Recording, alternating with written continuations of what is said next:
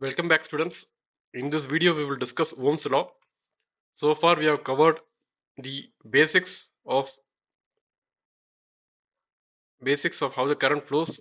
Then, what is voltage, electric charge, current, the devices for measuring these current and voltage, that is the ammeter and voltmeter, the zero error those devices, electric circuits or schematic diagrams, difference between insulators, conductors, and resistors.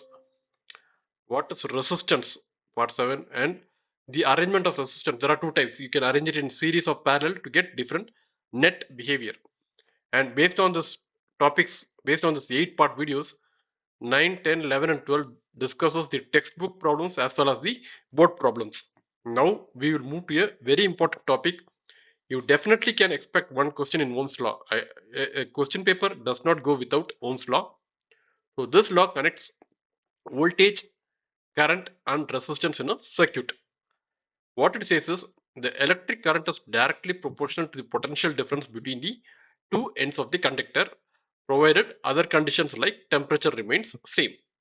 So voltage is directly proportional to current, or current, that proportionality. What is the proportionality ratio? That is replaced by resistance. So how we are getting this, we will see in a while in this video.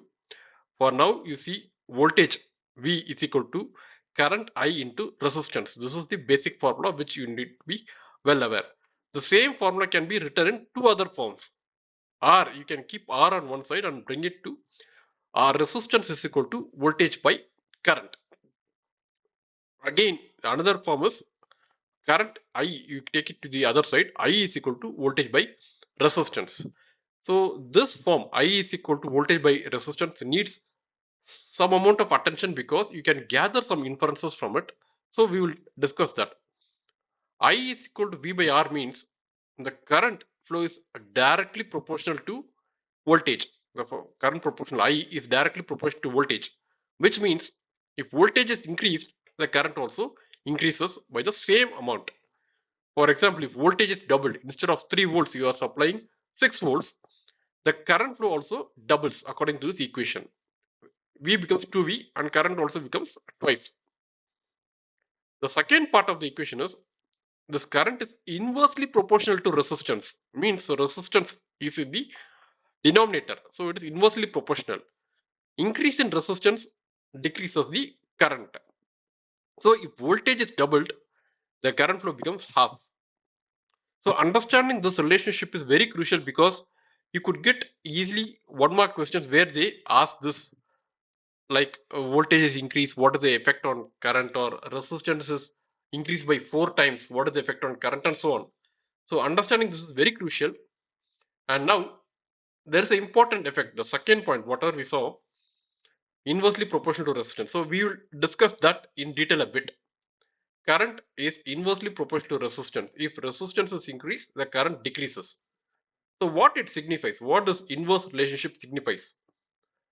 When R increases, lesser current flows. So for example, from R increases from 1 to 10, the current falls to 1/10 of its value. Similarly, when resistance decreases, more current flows. Say resistance is earlier 100, suddenly the resistance becomes 10. 110, if it increases, the current flow increases by 10 times. So lesser resistance, decreased resistance leads to more current, increased resistance leads to lesser current flow. So this matches with our earlier discussion. You must be referring to part 6 and 7 of our video series, where the purpose of the resistance is to oppose the flow of electrons or reduce the current flow, which you can very clearly see here. More resistance, that is, when you increase the resistance, lesser current flows. So the effect of resistance is very clearly brought out through this equation. Current I is equal to V by R. So this is again a repeated or a very important question. If the potential difference across two ends of the conductor is 1 volt and the current through it is 1 ampere, then the resistance of the conductor is 1 ohms. So that is the definition of 1 ohms. R is equal to V by I. R is equal to, this is the one of the forms. Here we saw, right? This is one of the forms. Resistance R is equal to V by I. So I use that formula here. R is equal to V by I. This becomes 1 ohms when voltage is 1 volt and amperes is 1 amperes. So how we do this Ohm's law experiment? This is the circuit diagram. You have a battery which provides the voltage, ammeter to measure the flow of current. There is a resistance. There is a resistance R which is induced to reduce the flow of current or control the flow of current.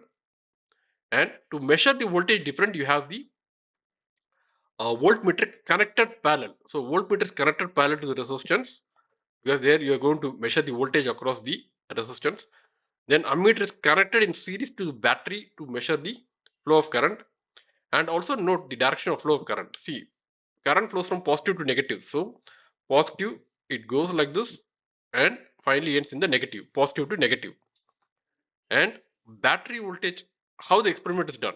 So the battery voltage is increased in steps. You must be having some meter or some control switch through which you can increase the battery voltage from 1.5 volts, 3 volts, 4 volts, 5 volts, whatever, and so on. So when voltage increases, current flow increases. That's exactly what we discussed here. When voltage increases, current increases. So that's what is going to happen when you do this experiment. So whatever current increases, whatever reading like comes across when you have the battery voltage, say 1.5 volts, note down the current flow in the ammeter and the voltage difference in the voltmeter. Then again increase the voltage to 3 volts, then to 4.5, then 6, 7.5. So increase the volt and take some 4 or 5 set of readings to be plotted as a graph. So how you plot the graph? You are going to plot the value of the voltage on the y-axis and value of the current in the x-axis. So this is going to be the VI graph, voltage current graph.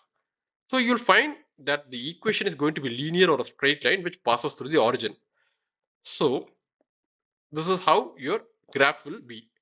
So whatever reading, you'll have some 5 set of readings. You'll have some increased current like 1 voltage, 2 voltage. 1 minute, let me pick up a minute. This is 1 voltage, 1 volts, 2 volts, 3 volts. So whatever is the voltage, accordingly the current also will increase. And these 5 readings or 4 readings you will plot as a graph. The first key highlight is the graph passes through the origin, means 0 voltage, 0 current. Okay. Then the straight line indicates that there is a direct relationship between voltage and direct proportionality, voltage and current. Okay. And now the slope is constant. So you get the same delta V and delta I wherever you measure the slope, whether you measure the slope here or you move it somewhere up. This delta I and delta V will be constant.